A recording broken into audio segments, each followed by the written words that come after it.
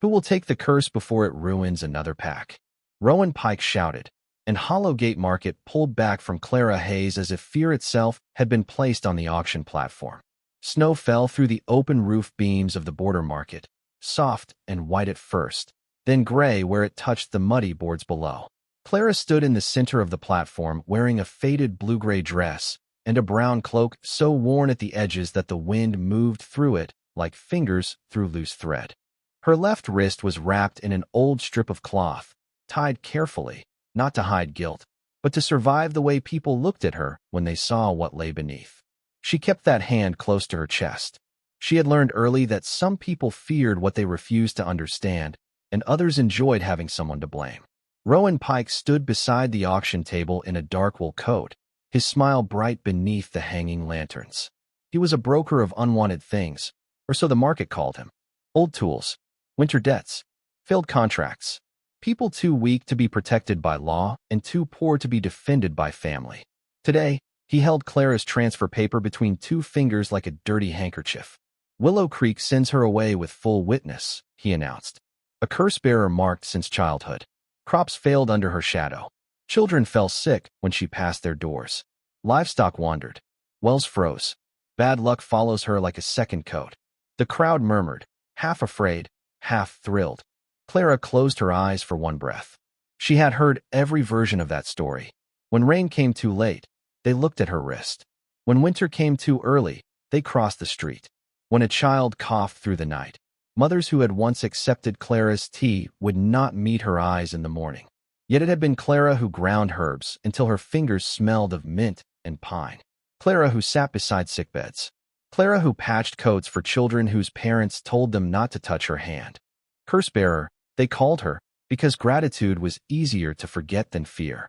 Near the front of the crowd, Evelyn Marsh stood wrapped in a pale green cloak, perfect curls tucked beneath a fur hood, her smile gentle enough to fool anyone who had never been its target. Clara remembered bringing broth to Evelyn's grandmother for 11 nights straight. She remembered Evelyn taking the bowl from her without a word, then telling the younger girls that kindness from a cursed Omega should be thrown out before it spread. Now Evelyn lifted her chin toward Rowan. "Show them the mark," she said. Clara's stomach tightened. Rowan turned toward her with theatrical concern. "The buyers should know what risk they carry." Clara shook her head once, small and automatic, but the crowd saw it and whispered louder. "She hides it because she knows," someone muttered. "Bad omen," another voice said. Rowan reached for the cloth around her wrist. Clara stepped back until the wooden rail touched her spine. She did not run. There was nowhere to run that did not belong to someone stronger. He pulled the cloth loose with a quick tug, and cold air struck her bare skin. The mark on her left wrist appeared beneath the gray winter light, a thin silver shape like a broken crescent moon, pale and strange against her white skin. The crowd recoiled. Evelyn smiled. Clara folded her hand over the mark, not fast enough to stop them seeing, but fast enough to feel as if some last private part of her still belonged to her. Snow touched the silver line, and for one brief second, so faint that only Clara noticed, the broken crescent glimmered. At the far edge of Hollowgate Market, beneath a black awning heavy with snow, a tall man in a dark cloak stopped walking. His hood hid his face, but his stillness felt colder than the wind, and from beneath the shadow, silver eyes fixed on Clara's wrist as if the market had just called a sacred thing by the wrong name. The silver mark on Clara Hayes's wrist felt colder once everyone had seen it. She folded her right hand over the broken crescent, pressing hard enough to hide the pale glow beneath her fingers, but she could not cover the years that had led her to Hollowgate Market. Willow Creek had feared that mark before Clara knew what fear meant. She was 5 years old when an aunt first wrapped her wrist in cloth and told her never to show it during harvest prayers. She was 9 when a boy fell from a fence, and his mother blamed Clara for walking past the yard that morning. She was 16 when the first winter crop failed, and the elders began leaving salt on their doorsteps after she passed. By 26, Clara had learned how to become useful enough to be tolerated and quiet enough to be forgotten. She lived in the smallest room behind the herb shed, where the roof leaked during spring rain and the walls smelled of dried lavender, cedar, and smoke. Before dawn, she boiled water for the elders. At noon, she carried soup to families who would not invite her past the threshold. At night, she ground willow bark and mint for children whose parents told them not to touch her cursed hand. She never asked them to apologize. She knew apology required courage, and Willow Creek had spent years calling fear tradition. Rowan Pike read from the transfer paper while the crowd listened. The mark appeared in childhood and was witnessed by pack elders. Seller claims no responsibility for misfortune after transfer. Buyer accepts spiritual risk. A few people laughed nervously. Others stepped back as if bad luck could travel farther than snow. Evelyn Marsh lifted her gloved hand. Tell them why Willow Creek finally sent her away. Clara looked down. That part was coming. It always did. Rowan smiled with practiced sympathy. This winter, 2 grain stores spoiled. The north well froze, and 3 children took fever in the same week. The pack council concluded that removal of the bearer was necessary for communal safety. Clara's chest tightened, not because the lie was new, but because of how cleanly it had been written. There was no mention of the cracked storage roof. No mention of the well pump Marcusdale had failed to repair. No mention that Clara had sat beside those feverish children, changing cloths, spooning broth, and singing old lullabies under her breath until their breathing eased. Near the front, one of those children stood clutching her mother's skirt. Clara recognized the red mittens she had mended last month. The little girl looked terrified, but not cruel. That hurt more. Fear taught to children became tomorrow's law. A mitten slipped from the girl's hand and fell into the snow near the platform. The mother froze, unwilling to step closer. Clara saw the child's eyes fill with tears. Slowly, carefully, Clara bent and picked up the mitten with her unmarked hand. The crowd drew a sharp breath, as if kindness itself might carry the curse. Clara brushed off the snow and placed the mitten on the edge of the platform, close enough for the child to take without touching her. "It is all right," she whispered. "Your hand will get cold." The little girl hesitated, then reached out and took it. For one breath, fear lost. At the edge of the market, the man in the dark cloak moved forward. He did not rush. He walked like winter had made room for him. Rowan did not notice at first. Evelyn did. Her smile faded as the stranger's silver eyes moved from the child's mitten to Clara's covered wrist, then to the transfer paper in Rowan's hand. Clara felt his attention settle on her, not with fear, not with pity, but with a terrible stillness that seemed to say the market had mistaken innocence for danger, and he had come close enough to prove it. The stranger's approach changed the sound of Hollow Gate Market before it changed the sale. The nervous whispers thinned. Boots shifted away from his path. Snow gathered on his dark cloak, but he moved through the cold as if it belonged to him, tall and controlled, each step measured against the fear that had been allowed to rule the platform. Clara Hayes watched him from behind the hand covering her wrist. She should have looked down. That was what she had been taught to do when powerful strangers came close. But his silver eyes did not carry the same hunger as the buyer's, or the same delight as Evelyn Marsh, or the same practiced greed as Rowan Pike. He looked at the mark as if it was not shameful. Worse than that, he looked angry on its behalf. Rowan finally noticed him and lifted his voice. "Interested, sir? The curse bearer comes with full transfer papers. Low opening value due to spiritual risk." The stranger stopped before the auction table. "Do not call her that." The market went still. Rowan blinked, then smiled because he thought he had found another way to entertain the crowd. "Forgive me. Would you prefer marked Omega? Bad omen." Willow Creek has used several names. Evelyn gave a light laugh. Most of them accurate. Clara's fingers tightened over her wrist. The stranger did not raise his voice, but something in the air seemed to lower when he answered. "Names given by fear are not truth." A murmur passed through the market. Rowan's smile thinned. "Truth is on the paper." He waved the transfer document. Signed by Willow Creek Council, witnessed by pack elders, and accepted under curse transfer custom. Custom is often where cowards hide when law would shame them. Several people drew breath. Evelyn's face sharpened.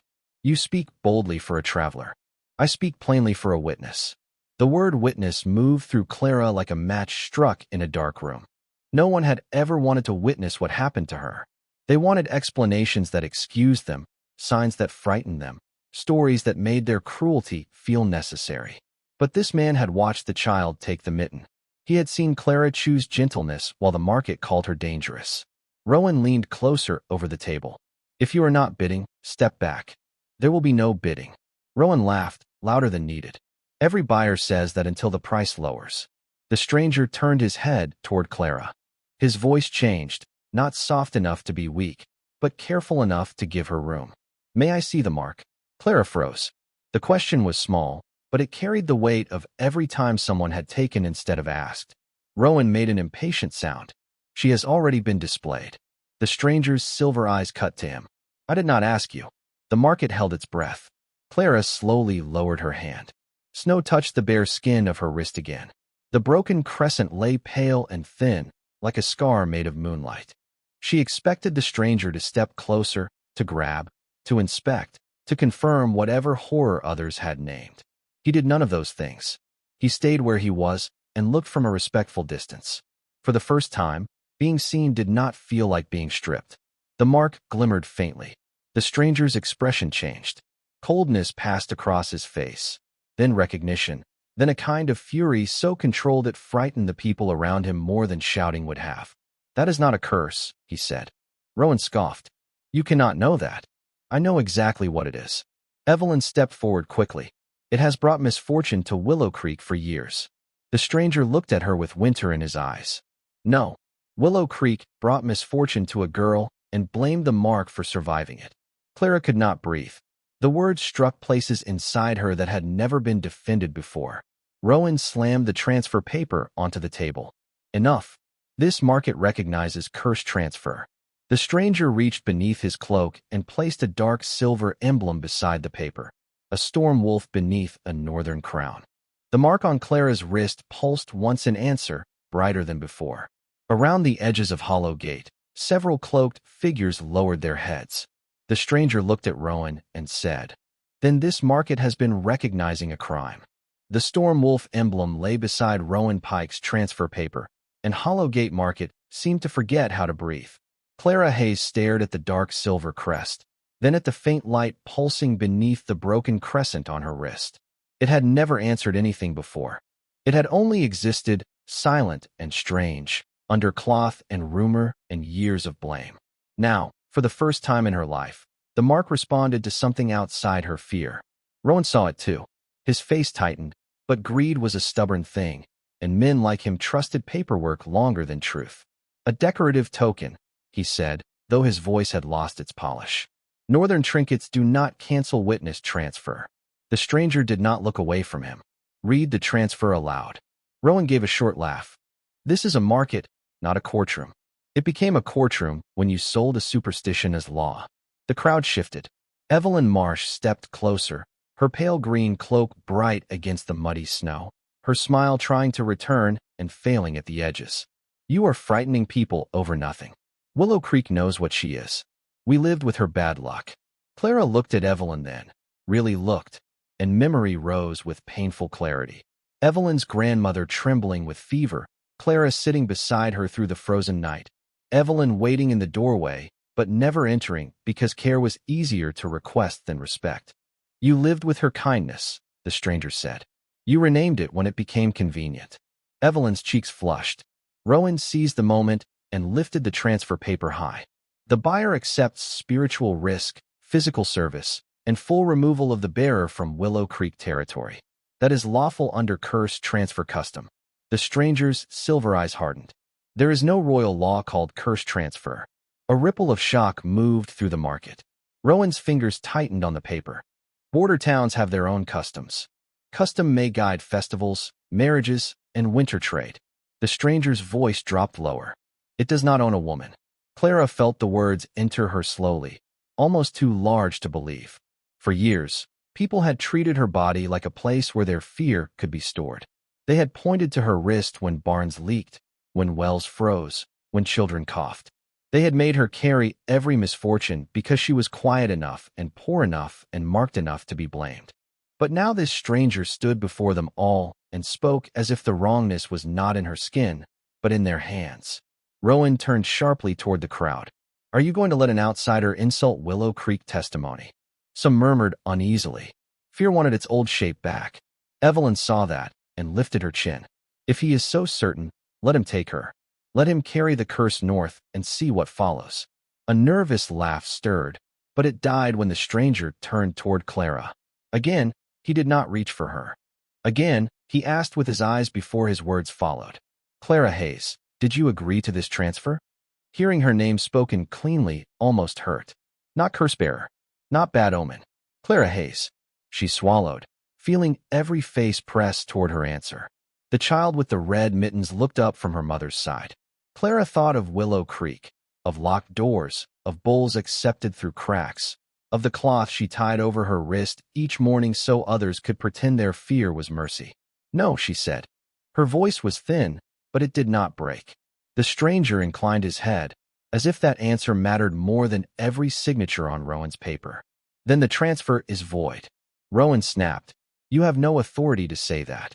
At the edges of the market, the cloaked figures who had lowered their heads now dropped to one knee. Black northern armor showed beneath plain wool. Silver storm wolf badges caught the gray light. The market gasped. Evelyn took a step back. Rowan went still. The stranger reached up and drew back his hood. Snow slid from the dark fabric, revealing a pale, severe face, dark hair touched by frost, and eyes silver as lightning behind storm clouds. Someone whispered the name first. King Asher Stormvale, the Storm Wolf King. Clara's breath caught. The man who had asked permission to see her shame was the Alpha King of the North. Asher looked at Rowan's paper, then at Clara's glowing wrist. I have every authority, he said, and I am telling you that you did not sell a curse. You exposed a crime. The word crime struck Hollow Gate harder than any hammer Rowan Pike had ever used to close a sale. Clara Hayes stood frozen on the platform, her exposed wrist glowing faintly beneath the falling snow, while the market that had recoiled from her only minutes ago now recoiled from the men and customs that had named her dangerous. King Asher Stormvale remained beside the auction table, tall and cold in black northern armor, the storm wolf emblem bright against the transfer paper. His officers stayed on one knee until he lifted a hand, and then they rose with quiet discipline, surrounding the market records without touching a single frightened bystander. Rowan found his voice, but it came out thinner than before. Your Majesty, Hollowgate only received what Willow Creek lawfully surrendered. I am a broker, not a priest. If the pack calls her cursed, I record the claim. Asher's silver eyes did not move. You profited from the claim. Rowan swallowed. Evelyn Marsh stepped forward, anger sharpening the fear in her face. And what would you have us do? Keep her until the next sickness? The next failed crop? You do not know what it was like living under that mark. Clara felt the old pain rise, automatic and familiar. It told her to apologize for existing. It told her to hide her wrist again. It told her that maybe peace would come faster if she made herself small enough for everyone to stop looking. But the child with the red mittens was still watching her, one mitten pressed against her heart, as if Clara's kindness had become proof stronger than rumor. Asher turned to Evelyn. I know exactly what fear does when cowards dress it as protection. Evelyn's mouth closed. Asher looked back at Clara, and the cold authority in his expression softened just enough for the question to feel like shelter. May I show them what the mark truly is? Clara's breath caught. Again he asked. Again, he gave her a door instead of a command. She looked at the cloth fallen near her feet, the paper that had tried to transfer her life. The faces of Willow Creek pretending fear had made them innocent. Then she nodded. Asher did not touch her wrist. He lifted the storm wolf emblem from the table and held it near the silver crescent, close enough for the two marks to face each other across the winter air. The broken line on Clara's skin answered at once. Silver light spread from the crescent, not harsh, not burning, but warm as moonlight over fresh snow. The crowd gasped as the mark widened, reshaping itself before their eyes. What had looked broken became whole. The crescent curved into a full lunar arc, and within it appeared the faint outline of a wolf beneath a crown of stormlight. Clara stared, trembling. All her life, she had covered that mark as if it were a wound. Now it shone like a promise she had been too afraid to read. One of Asher's older officers bowed his head. Crown Luna mark, he said softly. Old northern bloodline. Rowan went pale. Evelyn shook her head. No, that cannot be. She is an Omega from Willow Creek. Asher's voice cut through her denial. She is Clara Hayes, and your ignorance does not outrank the crown. The mark glowed brighter at her name, and Clara felt something inside her loosen, not healed completely, not erased, but freed from the lie that her pain had been proof of guilt. Asher turned to the market. Hollow Gate is sealed under royal inquiry. Every curse transfer recorded here will be reviewed. Every person sold under superstition will be named, found, and given choice. His officers moved at once. Rowan's ledgers were lifted, sealed, and marked with the Storm Wolf crest. Clara looked at her wrist through tears she could not hold back. The crowd lowered its eyes, but this time not from fear of her. From shame. Clara Hayes did not move when the crowd lowered its eyes. For years, she had dreamed of a moment when Willow Creek would finally stop looking at her with fear, but she had never imagined that the silence afterward would feel so heavy. The Crown Luna mark glowed on her left wrist, whole and silver, where a broken crescent had carried blame for most of her life. Snow touched the light and melted before it could rest there. Clara held her hand close, not to hide it now, but because it felt new, almost too sacred to belong to her. King Asher Stormvale stood beside the auction table while his officers sealed Rowan Pike's ledgers. He did not rush toward her. He did not announce what she should be. He let the truth breathe first. That was what made her knees feel weak. Not the mark, not the kneeling officers. The space he gave her after a lifetime of people taking space away. Rowan's papers were gathered into black cases marked with the Storm Wolf crest. Each sealed page sounded like a door closing on the lies Hollow Gate had sold as custom. Evelyn Marsh stood near the platform steps, pale beneath her fur hood, her lips pressed together as if apology would poison her. Clara looked at her and saw every locked door in Willow Creek, every bowl taken without thanks, every whisper taught to children before they understood what cruelty meant. Evelyn finally lifted her chin. A mark does not erase what happened to our pack. Clara felt the old instinct rise, the one that tried to make her responsible for rain, fever, spoiled grain, and fear. This time, before it could settle, Asher spoke. No, but it exposes who needed someone powerless to blame. Evelyn flinched. The child with the red mittens stepped forward before her mother could stop her. She climbed only one step toward the platform, eyes fixed not on the glowing mark, but on Clara's face. "Miss Clara," she whispered, "are you still the one who made the honey tea?" The question broke something gentle inside her. Clara nodded, tears slipping free now, quiet and warm against the cold. "Yes." The little girl looked at the mark again, then at the mitten Clara had returned. "Then I am not scared." The market held still. One small voice had done what years of defense could not. It reminded everyone that Clara had always been Clara before they named her anything else. Asher looked to his scribe. "Record the child's witness." The scribe bowed and wrote. Then Asher turned to Clara, his voice low enough that the crowd had to lean into the truth. "Do you want to leave this platform?" The question found the deepest tired place in her. She looked at the wooden boards beneath her boots, the table where her life had been offered as a superstition, the cloth that had once hidden her wrist lying damp in the snow. She looked at Willow Creek faces scattered in the crowd, waiting to see whether she would become cruel now that cruelty had failed them. Clara drew a breath. "Yes," she said. Asher removed his black northern cloak, heavy with storm wolf fur and lined with silver thread. He held it out, offering rather than placing. Clara reached for it herself. The warmth settled around her shoulders, covering the faded blue-gray dress and brown cloak without erasing them. When she stepped down from the platform, the Crown Luna mark brightened once, answering the storm wolf emblem at Asher's throat. No one recoiled. No one called her cursed. Hollow Gate watched the woman it had tried to sell walk into the snow with a king beside her, and for the first time, the mark on her wrist looked less like a mystery and more like a beginning. Clara walked beside Asher through the center of Hollow Gate Market, and every step felt like crossing a border no map had ever shown her. The black northern cloak rested heavy on her shoulders, warm against the faded blue-gray dress and the old brown cloak beneath it, while the Crown Luna mark glowed softly on her wrist. People moved back to make room, not with the old fear that had followed her all her life, but with a stunned uncertainty that seemed almost more fragile. They no longer knew what to call her, and for once, Clara did not rush to make their confusion easier. Rowan Pike stood near the auction table while northern officers counted his papers, sealed his records, and questioned every broker who had signed a curse transfer. His face had the hollow look of a man watching profit become evidence. "Your Majesty," he said, forcing respect into a voice built for bargaining. Hollow Gate has served border packs for years. If every curse record is questioned, families will accuse one another. Old claims will reopen. Entire villages will panic. Asher stopped walking. The market stopped with him. Good, he said. Rowan blinked. Asher's silver eyes remained cold. A peace built on selling the innocent deserves to panic. The words settled over the stalls like a storm held just above the roofs. Clara looked at the people from Willow Creek. Their faces lowered. Their fear now turned inward. Evelyn Marsh was not among them at first. Then Clara saw her near a covered wagon, whispering to a man in a dark blue coat. Evelyn's gaze flicked toward Clara's wrist and away too quickly. Calculation had returned to her face. Not shame.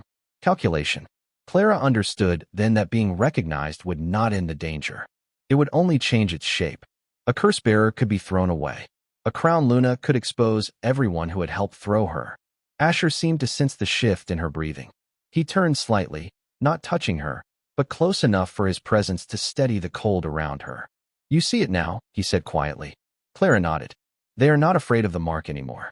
Her voice trembled, but it held. They are afraid of what it remembers. Asher's expression softened by the smallest degree. Then we will let it remember carefully. His scribe stepped forward, awaiting command. Asher looked to Clara instead. What should be recorded first? The question pulled every eye back to her. Clara almost looked away. She had spent years being blamed for decisions made in rooms she was never allowed to enter. Now a king was asking her where justice should begin. She looked at the child with red mittens, at the old women who had taken her tea, at the sealed ledgers, and finally at the transfer paper that had tried to turn fear into law. Names, she said. Not curses. Names. The scribe bowed and began writing. One by one, those listed in Rowan's records were called as people, not omens, not burdens, not bad luck.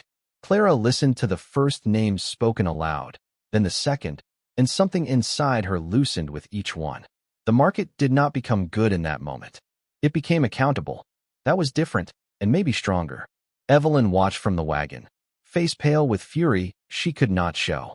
Asher followed Clara's gaze and saw her. She will send word north, he said. Clara closed her fingers gently over her glowing wrist. Let her. Asher turned to her fully. Northreach will be colder than this market. Clara looked down at the mark, no longer broken, no longer hidden. I have lived my whole life in cold places. Then she lifted her eyes to his. This time, I will not walk into one ashamed. For the first time, the Storm Wolf King smiled, faint and solemn, like lightning hidden behind snow clouds. Behind them, Rowan's ledgers were sealed shut, and Hollow Gate began saying the names it had once buried under fear.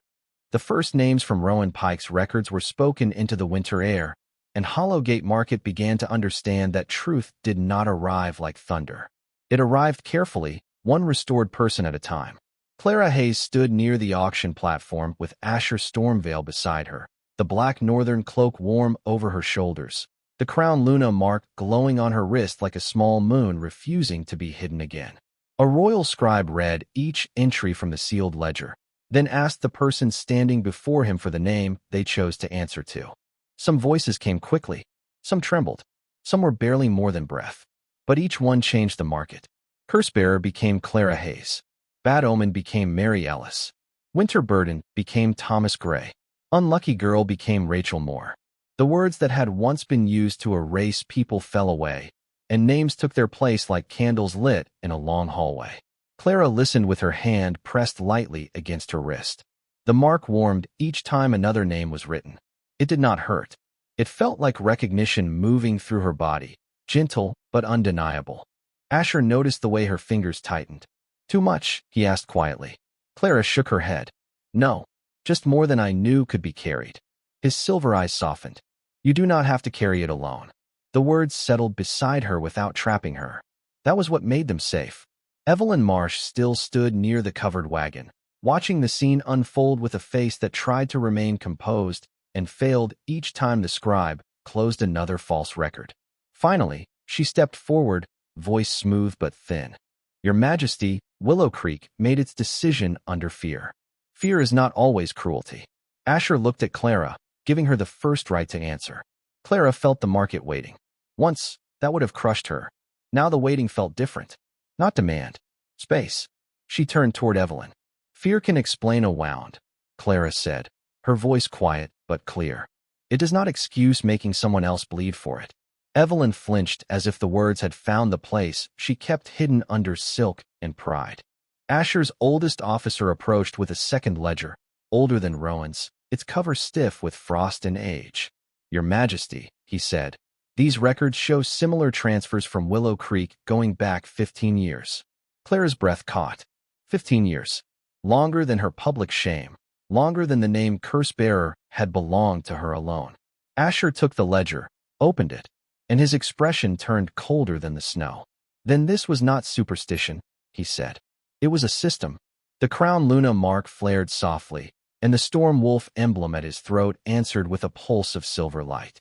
Around them, the market lowered again, not in worship, but in the heavy silence of people watching a lie become history. Clara looked at the old ledger and realized her mark had not only been misunderstood.